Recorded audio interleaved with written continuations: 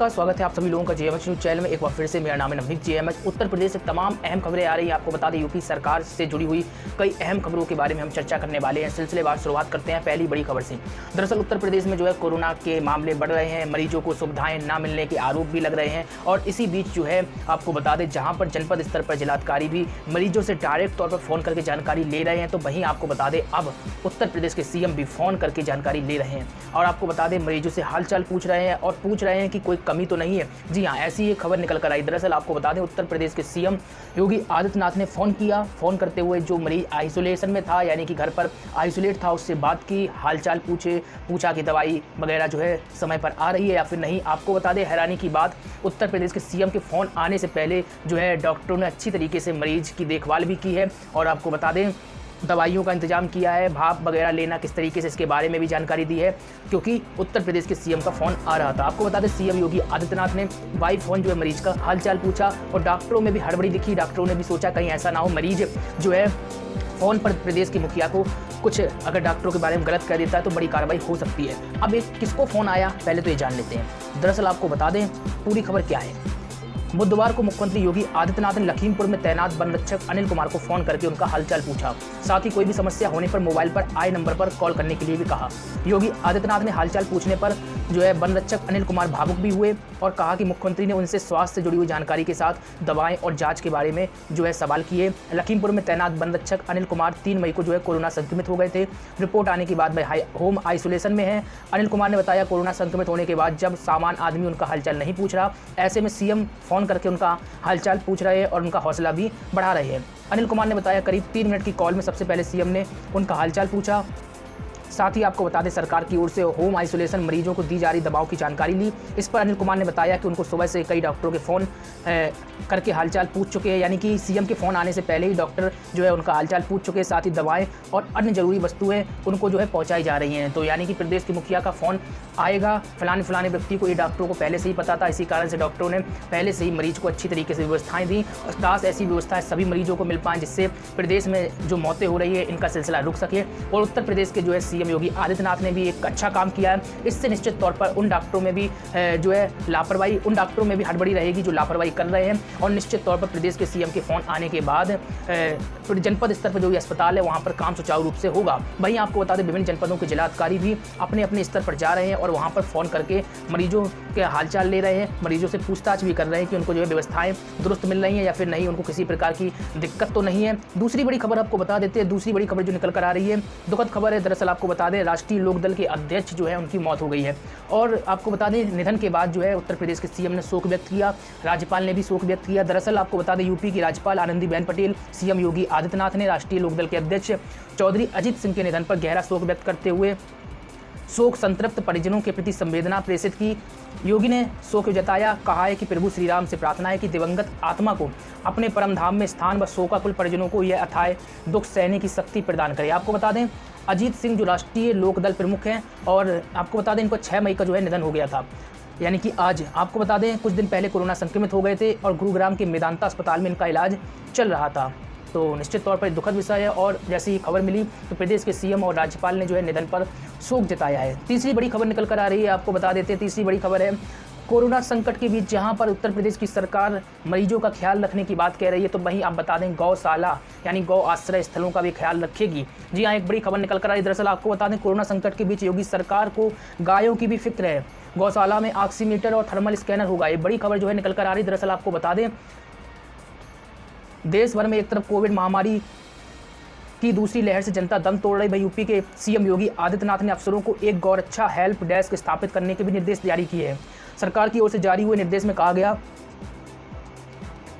Corona virus की सक्रियता को देखते हुए सभी गाय यानी कि गौशालाओं में कोविड-19 प्रोटोकॉल का सख्ती से पालन कराया जाए। साथ ही मास्क लगाने और बार बार थर्मल स्क्रीनिंग जो है करने के लिए भी कहा गया है। आपको बता दें अफसरों को सख्त हिदायत दी गई है कि गौशालाओं में गायों और अन्य जानवरों के लिए सभी चिकित्सा उपकरण जैसे कि ऑक्सीमीटर, थर्मल स्कैनर आदि की हर वक्त उपलब्धता सुनिश्चित हो। प्रवक्ता के अनुसार बड़ी संख्या में बेसहारा गायों को भी गौशाला में आश्रय दिया जा रहा है। सरकार आवारा पशुओं के खतरे से निपटने के लिए मौजूदा गौशालाओं और गौ आश्रमों की संख्या तेजी से बढ़ा रही है। आपको बता दें, उत्तर प्रदेश की सरकार मरीजों को लेकर तो गंभीर दिखाई दे रही है, तो वहीं गौशाला और गायों को लेकर भी गंभीर दिखाई दे रही है। बड़ी खबर है, गौशालाओं में भी ऑक्सीमीटर और जो है थर्मल स्कैनर होंगे। इससे जो है इसी के साथ ही आपको बता दें, थर्मल स्कैनर के साथ ही जो है हेल्प डेस्क भी स्थापित किया जाएगा। ये उत्तर प्रदेश की सरकार की ओर से बड़ी खबर निकल कर आ रही है। ऑक्सीमीटर, थर्मल स्कैनर आदि की हर वक्त उपलब्धता सुनिश्चित हो, ये जो है उत्तर प्रदेश की सरकार की ओर से फैसला लिया गया है। साथ ही आपको बता दें, गौ पालकों को, गौशालाओं को 900 रुपये भी सरकार दे रही है योजना के तहत। और कहीं ना कहीं मरीजों के बाद जो है अब गौशालाओं से जुड़ी हुई एक बड़ी खबर जो निकल कर आई वो हमने आपको बताई। अगली बड़ी खबर पर गौर कर लेते हैं। दरअसल आपको बता दें, योगी सरकार का बड़ा एक आदेश निकल कर आया है। दरअसल आपको मालूम होगा, जो लॉकडाउन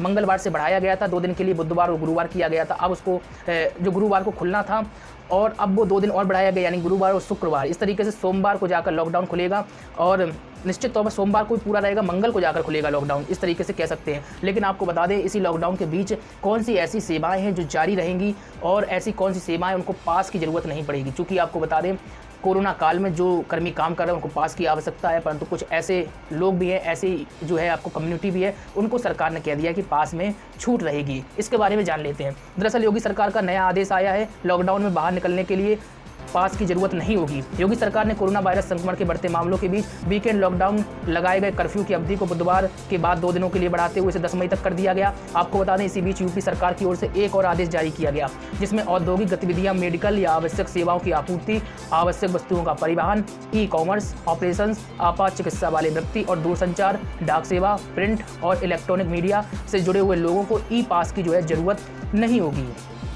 तो हमने जो आपको बताए हैं, इन विभागों में, इन जगहों पर कार्यरत जो है व्यक्तियों को ई पास की ज़रूरत नहीं है। बाकी जो है व्यक्ति, उन लोगों को ई पास की ज़रूरत है। उनको ई पास दिखाना पड़ेगा। किसको दिखाना पड़ेगा? जब उनको पुलिस पकड़ लेती है तो फलाना काम क्या काम करते हैं उसको ई पास में प्रेजेंट होगा और ई पास को आपको दिखाना पड़ेगा। अगर ई पास आप नहीं दिखा पाते तो पुलिस कार्रवाई कर सकती है, इसलिए ई पास भी बनवाना बहुत ही ज़रूरी है।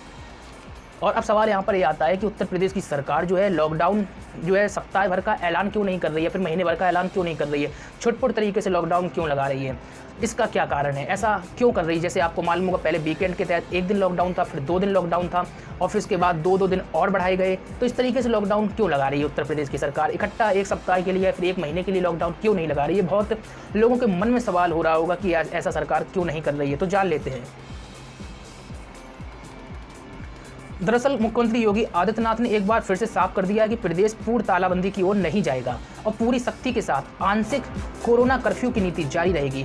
आपको बता दें, राज्य स्तरीय टीम 9 के साथ बैठक में मुख्यमंत्री ने कहा है कि पहले रात्रिकालीन कर्फ्यू और फिर 3 दिवसीय साप्ताहिक बंदी में प्रदेशवासियों ने संयम और स्व अनुशासन का शानदार परिचय दिया और इसके परिणाम संतोषप्रद हैं।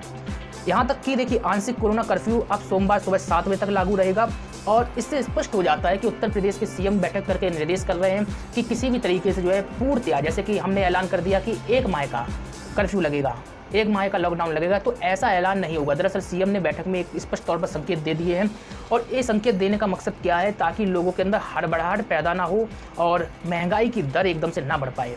इसी कारण से ये ऐलान हो रहे हैं। और एक बार सीएम ने फिर से स्पष्ट कर दिया है कि छुटपुट तरीके से लॉकडाउन, जैसे 2 दिन के लिए कर दिया, फिर 4 दिन के लिए कर दिया, जैसे अभी सीरीज चलती चली आ रही है। लेकिन आप कल्पना करिए कि 1 हफ्ते, 2 हफ्ते या फिर 1 महीने के लिए लॉकडाउन सीएम ने कहा है। फिलहाल जो है अभी लगाने के मूड में नहीं है, क्योंकि उत्तर प्रदेश को पुरानी स्थिति यानी कि पिछले साल की स्थिति पता है और इसी कारण से सरकार शायद ऐसे फैसले ले रही है। आप क्या चाहते हैं? क्या 1 महीने के लिए पूर्णतः लॉकडाउन सरकार को लगा देना चाहिए, जैसा कि हाई कोर्ट और जो है सुप्रीम कोर्ट भी कह रही है सरकार से कि पूर्णतः लॉकडाउन लगाए जाने की जरूरत है, और या फिर नहीं लगाया जाना चाहिए जिस तरीके से छुटपुट तरीके से लॉकडाउन सरकार लगा रही है, 2 दिन बढ़ा रही है, फिर 4 दिन बढ़ा रही है, इसी तरीके से चलते रहना चाहिए? कमेंट में अपनी राय रखिएगा और ज़्यादा खबरों के लिए jmhnews.in पर विजिट करें। तमाम खबरें आप पढ़ सकते हैं। मिलते हैं आप नई अपडेट में। नमस्कार।